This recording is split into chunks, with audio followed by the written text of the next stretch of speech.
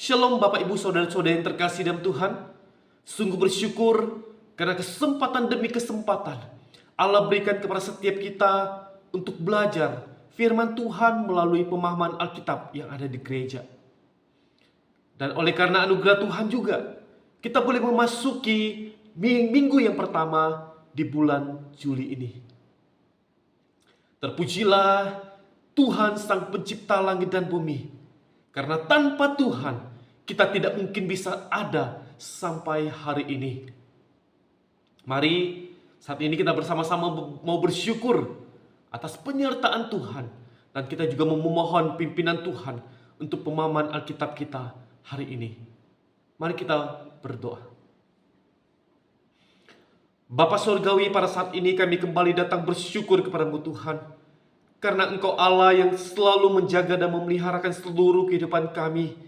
Kami bersyukur karena kami boleh memasuki awal minggu Juli ini dengan pimpinan dan penyertaan daripada Tuhan. Tuhan, saat ini kami bersama-sama mau kembali belajar melalui pengkhotbah. Tuhan, tolong kami supaya kami boleh mengerti apa yang menjadi isi hati Tuhan. Dan tolonglah kami untuk kami boleh terus berjalan bersama-sama dengan Tuhan di dalam firman Tuhan yang terus menuntun akan seluruh kehidupan kami. Bapa, kami penuh dengan keterbatasan dan kelemahan. Tuhan, tolong kami supaya kami boleh senantiasa dipimpin untuk boleh mengerti akan kebenaran firman Tuhan. Terima kasih ya Bapa, kami bersama datang bersyukur dan memohon pertolongan daripada Tuhan. Hanya di dalam nama Tuhan Yesus Kristus kami sudah berdoa dan juga bersyukur. Amin. Saat ini kita bersama-sama akan kembali melanjutkan pembahasan kita. Mari kita bersama-sama membuka Alkitab kita di dalam Pengkhotbah pasal 2 ayat 1 sampai yang ke-11. Menurut TB2, LAI memberi judul Hikmat dan Kebodohan Sia-sia Belaka. Bapak Ibu Saudara-saudara yang terkasih, jika sudah dapat, saya akan membacakannya menurut TB2 bagi kita semua. Hikmat dan kebodohan sia-sia belaka. Aku berkata dalam hati, baiklah aku hendak mencoba kegirangan, nikmati kesenangan. Tetapi lihat, itu pun sia-sia. Tentang tawaria aku berkata, itu bodoh. Dan mengenai kegirangan, apa gunanya? Aku menyelidiki diriku dengan menyegarkan tubuhku dengan anggur. Sedang akal budiku tetap memimpin dengan hikmat. Dan dengan merengkuh kebebalan, sampai aku mengetahui apa yang baik bagi anak-anak manusia untuk dilakukan di bawah langit selama hidup mereka yang pendek. Aku melakukan pekerjaan besar, mendirikan bagiku rumah-rumah, menanami bagiku kebun-kebun anggur. Aku membuat bagiku kebun-kebun dan taman-taman, serta menanaminya dengan berbagai pohon buah-buahan. Aku membuat bagiku kolam-kolam air untuk mengairi hutan pohon-pohon muda dari sana. Aku membeli budak-budak laki-laki dan perempuan, dan ada budak-budak yang lahir di rumahku. Aku juga mempunyai banyak sapi dan kambing domba, melebihi siapapun yang hidup di Yerusalem sebelum aku. Aku juga mengumpulkan bagiku perak dan emas, harta benda raja-raja dan daerah-daerah. Aku mengambil bagiku penyanyi pria dan wanita, dan banyak selir, kenikmatan anak-anak manusia. Dengan demikian, aku menjadi besar, bahkan lebih besar daripada siapapun yang hidup di Yerusalem sebelum aku. Dalam semua itu, hikmatku tetap tinggal padaku. Aku tidak merintangi mataku dari apapun yang dikehendakinya. Dan aku tidak menahan hatiku dari sukacita apapun. Sebab hatiku bersukacita atas segala jerih payahku. Itulah buah segala jerih payahku. Ketika aku meninjau segala pekerjaan yang telah dilakukan tanganku, dan segala jerih payah yang telah kulakukan untuk itu, lihatlah, semuanya itu sia-sia dan usaha menjaring angin. Tidak ada yang bermakna di bawah matahari. Bapak, Ibu, Saudara-saudara yang terkasih, pada PA minggu yang lalu dikatakan bahwa Kohelet berusaha dengan teliti untuk mencari segala kemungkinan apakah ada bagian dari hidup ini yang tidak sia-sia. Namun yang ia temukan semuanya fana dan sementara. Itu artinya semuanya hevel atau penuh dengan kesia-siaan.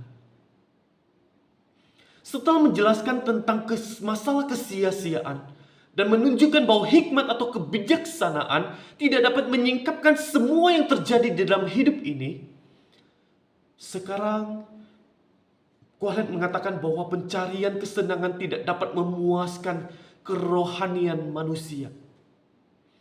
Menariknya, pada perikop ini, penulis memberikan struktur sebagai berikut.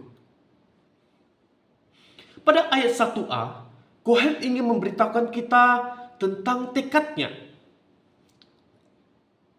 Pada ayat 1b sampai yang kedua, Kohelet memberi kesimpulan untuk itu. Ayat 3 sampai 8, Kohelet memberitahukan kita tentang apa saja usaha yang telah ia lakukan. Ayat ke-9 sampai ke-10, Kohelet menunjukkan kebanggaan dirinya dan memanjangkan dirinya dengan pencapaian yang telah ia dapatkan. Pada ayat ke-11, Kohelet mengulangi kesimpulan yang telah ia sampaikan di ayat sebelumnya. Bapak, Ibu, Saudara-saudara yang terkasih, pada ayat yang pertama di pasal yang kedua ini, Kohelet mengatakan, "Aku berkata dalam hati, baiklah aku hendak mencoba kegirangan, nikmati kesenangan. Tetapi lihat, itu pun sia-sia." Yang jika diterjemahkan secara harfiah sesuai dengan bahasa aslinya, maka ayat ini menjadi, "Aku berkata dalam hati, ayo, biarlah aku mengujimu dengan aku mengujimu dengan kegembiraan, dan lihatlah dengan yang baik." Kata berkata di sini menunjukkan bahwa Kohelet sedang memberikan keputusan untuk apa yang akan dia lakukan. Apa keputusannya? Keputusannya adalah Kohelet menggunakan kegembiraan dan yang baik menjadi alat untuk menguji apa yang sedang ingin diuji oleh Kohelet. Kohelet mengutarakan bahwa dia ingin menguji sendiri berbagai hal, bahkan apa saja yang Kohelet dan orang-orang anggap bisa membawa kegembiraan dan kenikmatan bagi manusia. Kata kegembiraan muncul sebanyak 17 kali di dalam kitab pengkhotbah ini, Bapak, Ibu, Saudara-saudari. Itu berarti bahwa Kohelet tidak menganjurkan orang untuk berkabung untuk segala sesuatu yang sia-sia dan yang sulit dipahami di dalam dunia ini. Namun, kegembiraan yang cukup banyak disinggung oleh Kohelet ini tidak dapat dipakai untuk menetralisir segala kebosanan eksistensial yang sudah kita pelajari sebelumnya. Dari hasil penemuannya, ia justru menemukan bahwa kehidupan ini sulit untuk dipahami dan tidak memiliki arti. Bahkan dari kesenangan dan kenikmatan yang ada. Dan ia semakin yakin bahwa hidup ini memang sia-sia. Pada ayat kedua, Kohelet mengatakan, tentang tawaria aku berkata, itu bodoh. Dan mengenai kegirangan, apa gunanya? Di sini Kohelet secara khas memberi kesimpulan sebelum adanya pembuktian, Bapak Ibu Saudara-saudari. Hedonisme juga masuk ke dalam kelompok kesia-siaan ini. Dalam ayat kedua, ada dua hal yang disebutkan, yaitu tawa dan kegembiraan. Kegembiraan adalah sesuatu yang dangkal, yang digunakan untuk kesenangan dari sebuah pesta, yang bisa kita lihat di dalam Pengkhotbah 10 ayat yang ke-19. Atau cemooh yang dialami Yeremia, yang tercatat di dalam Yeremia 20 ayat yang ke-7. Kegembiraan juga dikaitkan dengan kesenangan yang bijaksana, yaitu sukacita dalam perayaan keagamaan. Baik itu kepada Tuhan yang bisa kita bersama-sama lihat di dalam Bilangan 10 ayat 10, maupun kepada dewa-dewa yang bisa kita lihat di dalam Hakim-Hakim 16 ayat 23. Tawa sendiri juga merupakan kegembiraan. Namun, alih-alih menghadapi kehidupan apa adanya, Kohelet justru tenggelam di dalam lautan kesembronoan. Karena kata yang diterjemahkan sebagai bodoh dalam konteks yang berbeda diterjemahkan bukan sekedar bodoh, Bapak Ibu Saudara-saudari, tetapi sudah mendekati gila. Sehingga semua kesenangan, baik yang tinggi maupun yang rendah, tidak dapat memenuhi segala kebutuhan manusia yang ada di dalam dunia ini. Pada ayat yang ketiga, Kohelet menjelaskan semuanya secara terperinci, Bapak Ibu Saudara-saudari. Kohelet mengatakan, aku menyelidiki diriku dengan menyegarkan tubuhku dengan anggur, sedang akal budiku tetap memimpin dengan hikmat, dan dengan merengkuh kebebalan, sampai aku mengetahui bahwa apa yang baik bagi anak-anak manusia untuk dilakukan di bawah langit selama hidup mereka yang pendek. Pada ayat ini menunjukkan satu kegigihan Kohelet dalam pencarian untuk segala sesuatu yang ada di bawah langit yang terbatas ini. Semua ia lakukan dengan serius dan dengan sengaja. Karena ketika ia melakukannya, ia bertindak dengan hati-hati dan dengan hikmat. Bapak, Ibu, Saudara-saudari, frasa sampai aku mengetahui ini menunjukkan bahwa Kohelet sedang mencoba menyegarkan tubuhnya dengan minum anggur. Minum anggur pada zaman dahulu menurut orang Yahudi dan orang sekarang itu merupakan hal yang tidak haram dan boleh dilakukan. Karena yang dicela oleh orang adalah jika diminum sampai mabuk dan juga sampai meresahkan orang lain. Bapak, Ibu, Saudara-saudari yang terkasih, pada ayat ini anak kalimat memperlihatkan masalah. Mengapa? Karena hikmat dihubungkan dengan hati dan kebebalan.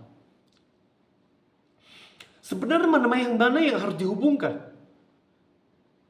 Padahal di pasal sebelumnya, pengkhotbah menyebut hikmat dan kebebalan itu bersamaan. Yang kita sudah lihat di dalam pengkhotbah 1 ayat yang ke-17.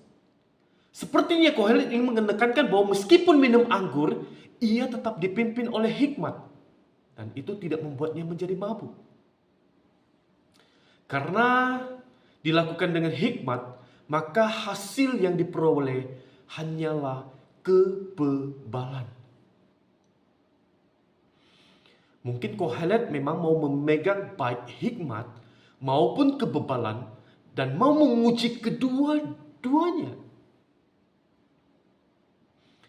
Kata anak manusia yang pernah disebutkan sebelumnya pada Pengkhotbah 1 ayat 3. Pengkhotbah 1 ayat 13 itu menunjukkan manusia adalah sosok yang rapuh dan fana. Namun pada ayat ini memberikan kesan netral saja. Frasa selama hidup mereka yang pendek menjadi fakta bahwa tidak bisa dihindari dan membuat Kohelet memang pusing dengan kehidupan ini. Karena Kohelet mempunyai kerinduan untuk hidup lebih lama di dalam dunia ini. Dan ini menjadi pergumulan yang hebat ketika harus mengalami yang namanya kematian.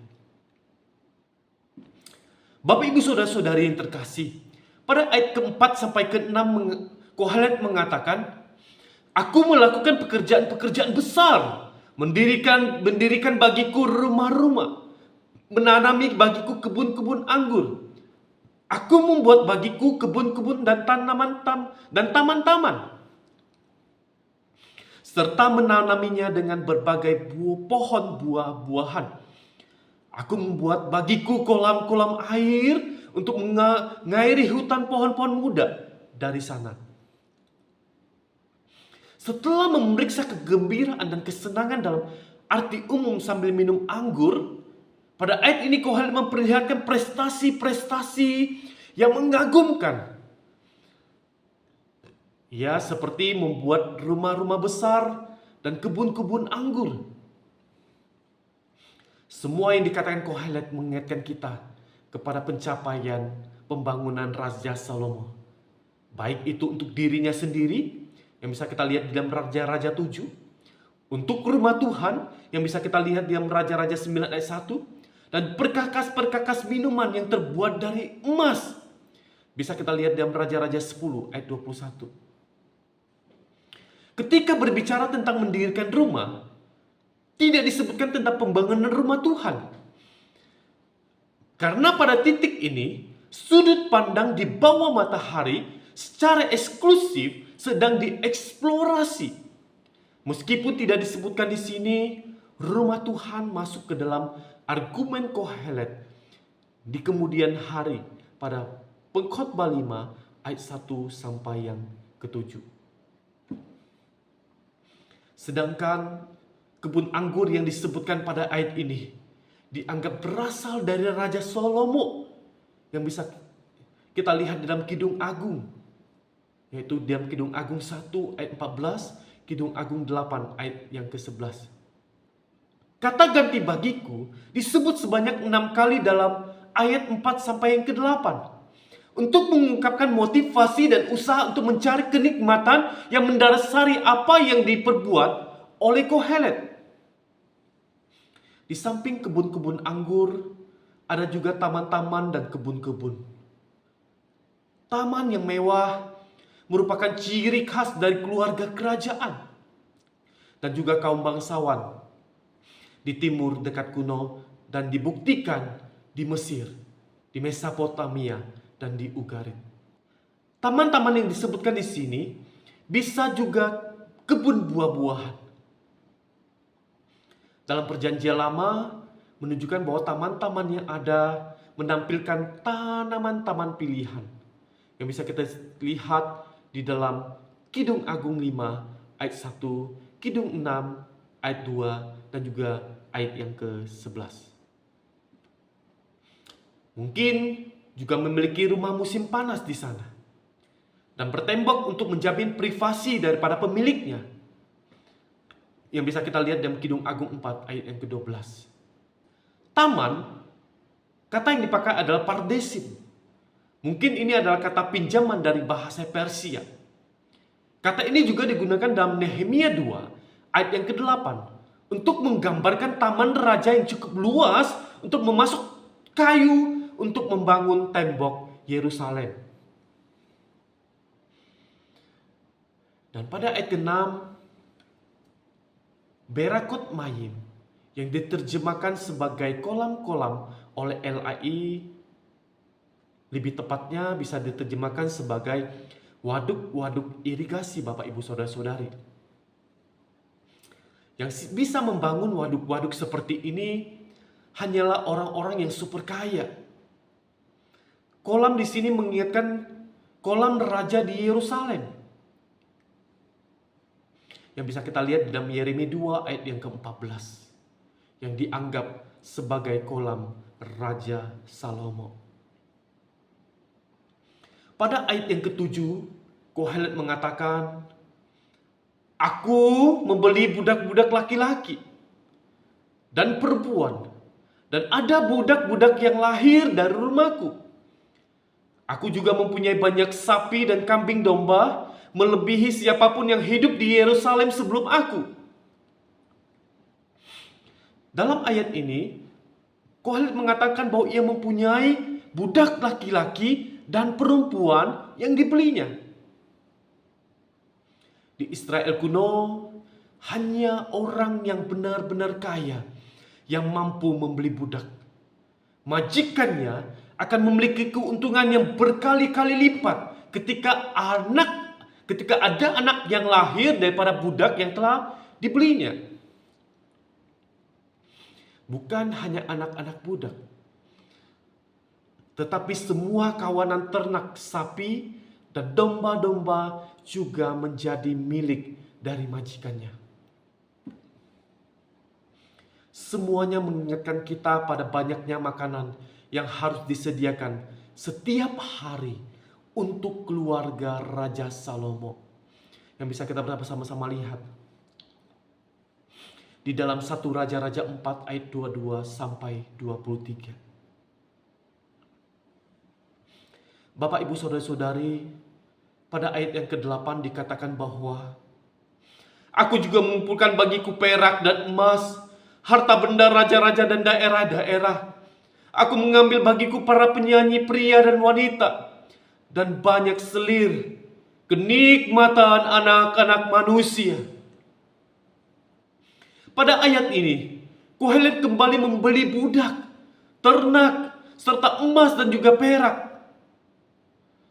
Emas di sini mengingatkan kita kepada kekayaan Raja Salomo, Bapak Ibu Saudara-saudari. Yang bisa kita bandingkan di dalam 1 Raja-Raja 10 ayat 14 sampai 25. Sedangkan perak dianggap tidak berharga karena banyaknya emas yang dimiliki oleh Raja Salomo. Yang bisa kita lihat di dalam 1 Raja-Raja 10 ayat 21. Biasanya dipakai seperti batu. Yang bisa kita lihat di dalam 2 Tawarik 9 ayat 27. Semua harta itu adalah milik pribadinya. Dan mengingatkan kita akan kekayaan Raja Salomo yang sangat terkenal dan sangat kaya itu. Selain mengumpulkan harta yang tidak habis-habisnya, Kohelet juga mengumpulkan para penyanyi laki-laki dan perempuan. Para penyanyi ini digunakan dalam perjamuan makan. Yang bisa kita lihat di dalam 2 Samuel 19 ayat 23, Bapak Ibu Saudara-saudari. Dan dikatakan dia juga mempunyai banyak selir. Kalau dianggap bahwa di sini Raja Salomo yang berbicara, mungkin ini adalah pilihan yang tepat. Karena Raja Salomo memiliki kriteria itu, Bapak Ibu Saudara-saudari. Tapi kembali lagi kepada penulis awal. Kitab ini bukan ditulis oleh Raja Salomo, tetapi ditulis oleh seorang yang arif dan yang bijaksana. Gambaran ini berlanjut kepada kemegahan yang dicapai oleh Kohelet. Dikatakan dalam ayat ke-9, dengan demikian aku menjadi besar, bahkan lebih daripada siapapun yang hidup di Yerusalem sebelum aku. Dalam semua itu, hikmatku tetap tinggal padaku. Kohelet menjadi besar, merujuk kepada kekayaan yang ia miliki. Kita bisa lihat di dalam 1 Raja-Raja 10 ayat 23. Kata lebih besar di ayat ini itu mengulangi kosakata dari bagian sebelumnya. Sebagaimana yang dikatakan di bawah, ia bertambah dalam hikmat. Yang di dalam bisa kita lihat di dalam Pengkhotbah 1 ayat 16 dan juga di ayat yang ke-18. Demikian pula ia bertambah dalam kekayaan. Bisa kita lihat dalam 2 Tawarik 9 ayat 22.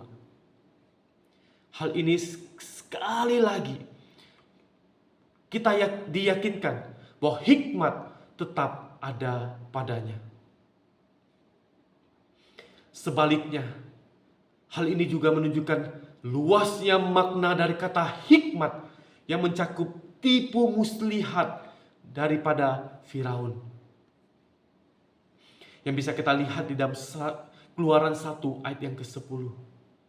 Dan juga kita bisa menunjukkan kepada kecerdikan Yonadab yang bisa kita lihat di dalam 2 Samuel 13 ayat 3.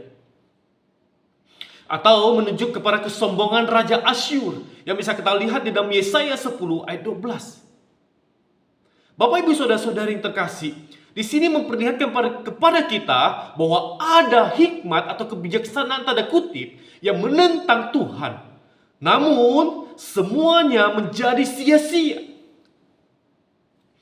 Karena menurut Amsal 21 ayat 30, saya membacakannya menurut terjemahan BIMK.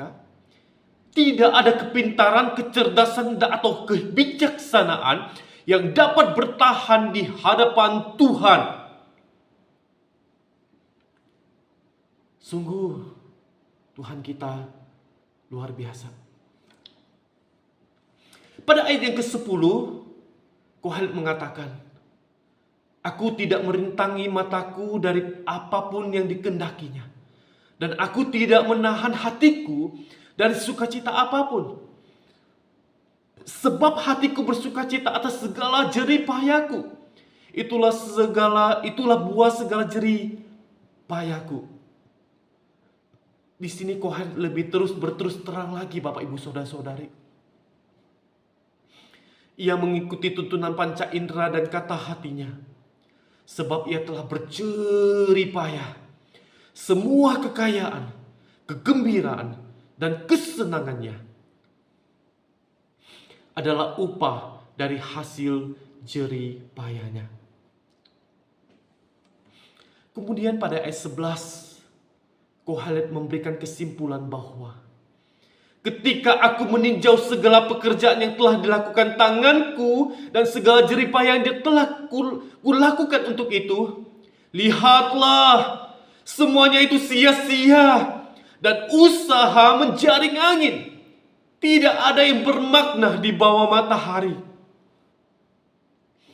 Itu artinya semua dugaan yang dilakukan oleh Kohelet di awal adalah benar. Semua karya-karya besar yang telah dilakukan sendiri dan segala usaha yang dilakukan dengan jerih payahnya, semuanya tanpa makna dan sia-sia, seperti menjaring angin. Sungguh tidak ada untungnya semua yang dilakukan di bawah matahari. Jadi, meskipun Kohelet tetap memiliki hikmat, hal itu tidak membuatnya menemukan makna kehidupan. Bapak, Ibu, Saudara-saudari yang terkasih,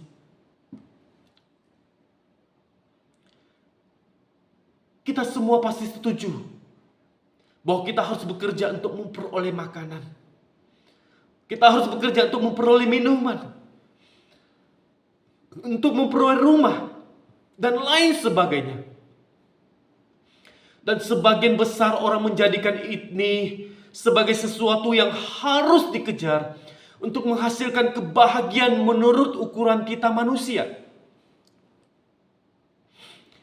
Jika kita mampu memiliki semuanya itu, haruslah kita bersyukur. Karena semuanya adalah pemberian dari Tuhan kita. Nikmatilah semuanya itu dengan rasa syukur. Dan terus pakai semuanya itu untuk kemuliaan nama Tuhan. Maka kita akan merasakan kepuasan dan kebahagiaan yang di dalam Tuhan. Karena tidak semua orang bisa menikmati dengan cara yang demikian, Bapak Ibu Saudara-saudari. Ada orang yang tidak pernah merasa puas dengan mata mereka. Dan hati mereka tetap merasa kosong oleh karena nafsu diri mereka. Bukankah ada begitu banyak orang yang beranggapan, aku dapat menikmati hidup kalau saja aku dapat memiliki segudang hal-hal yang dianggap bisa memberikan nikmat. Seperti banyak minum anggur atau pesta. Memiliki rumah-rumah mewah lengkap dengan berbagai taman yang indah. Dengan perabot-perabot yang indah. Dengan fasilitas-fasilitas yang baik. Dan juga memiliki kebun-kebun yang buahnya baik, subur, dan airnya banyak. Bukan hanya itu.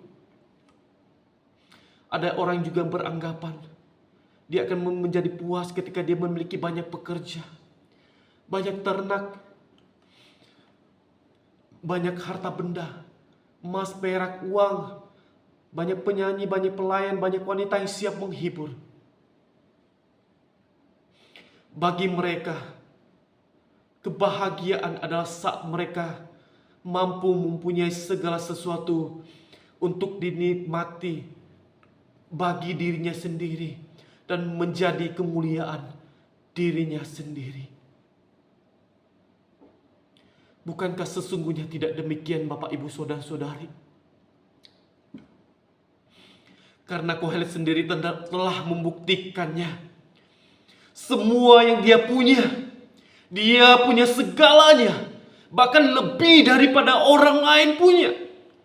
Namun semuanya itu tidak mampu memberikan kebahagiaan dan kepuasan bagi dirinya sendiri. Sampai akhirnya Kohelet mengatakan bahwa semua karya yang dikerjakan dan semua jeripaya yang dilakukannya itu tidak ada artinya dan sia-sia seperti menjaring angin. Tidak ada kebahagiaan di sana. Kebahagiaan kita yang sejati hanya bisa kita dapatkan di dalam Tuhan yang memberikan anugerah itu untuk kita nikmati dan kita bisa mensyukuri segala sesuatu yang kita punya. Mari Bapak Ibu Saudara-saudari, kita puaskan diri kita dengan apa yang sudah Tuhan sediakan. Kita puaskan dengan segala sesuatu yang sudah Tuhan berikan kepada kita. Apapun yang sudah Tuhan berikan, itulah yang terbaik. Nikmati semuanya dengan ucapan syukur. Maka kita akan merasakan kebahagiaan dan kenikmatan yang berasal dari Tuhan. Mari kita mau menikmati semuanya itu bersama-sama dengan ucapan syukur di dalam Tuhan. Mari Bapak Ibu Saudara-saudari, kita bersama-sama mau berdoa untuk menutup pemahaman Alkitab kita hari ini. Bapa Surgawi, pada saat ini kami bersama-sama kembali bersyukur kepadamu ya Bapa. Kami diingatkan bahwa kami ini adalah manusia yang tidak ada apa-apanya di hadapan Tuhan. Segala sesuatu yang kami punya, hikmat, nafas hidup, kekayaan, itu semuanya tidak ada artinya di hadapan Tuhan. Karena segala sesuatunya adalah berasal dari Tuhan. Tuhan, tolong kami manusia-manusia yang penuh dengan kelemahan dan keterbatasan dan kesombongan ini.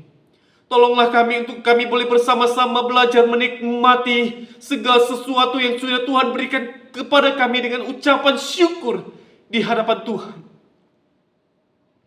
Dan tolonglah kami Tuhan, untuk kami boleh memakai semua yang kami punya untuk kemuliaan nama Tuhan. Dan tolonglah kami, ajar kami juga, untuk kami boleh terus bersama-sama memakai semua yang kami punya bagi pelayanan Tuhan yang ada di gereja kami. Tuhan, inilah setiap kami. Ajari kami Tuhan. Tolong kami Tuhan. Untuk kami terus memiliki hati yang terus bersyukur kepada Tuhan. Bapa Surgawi, terima kasih karena Engkau adalah Allah yang baik. Engkau adalah Allah sumber hikmat kami. Engkau adalah sumber pemberian daripada semua yang kami punya. Ajar kami terus Tuhan, untuk kami boleh terus bersandar, dan untuk kami boleh terus melihat hanya kepada Tuhan, pemilik alam semesta ini. Terima kasih Tuhan, untuk segala kebaikan dan kemurahan Tuhan yang sudah Tuhan berikan kepada setiap kami. Kami bersyukur Tuhan, karena Tuhan boleh memberikan kami kesempatan untuk kami bersama-sama belajar sampai akhir di kitab Pengkhotbah 2 ayat 1 sampai 11 ini. Terima kasih ya Bapa, pimpinlah kami terus untuk kami berjalan di dalam firman Tuhan. Terpujilah namamu ya Bapa, hanya di dalam namamu Yesus Kristus kami sudah berdoa dan juga bersyukur. Amin. Bapak, Ibu, Saudara-saudara yang terkasih, kita bersyukur karena Tuhan terus memimpin kita sampai hari ini. Dan kita boleh menyelesaikan Pengkhotbah 2 ayat 1 sampai 11. Dan kita akan terus melanjutkan pemahaman Alkitab kita di dalam Pengkhotbah pada minggu yang akan datang. Sampai jumpa dalam pemahaman Alkitab kita selanjutnya. Tuhan Yesus memberkati kita semua. Amin.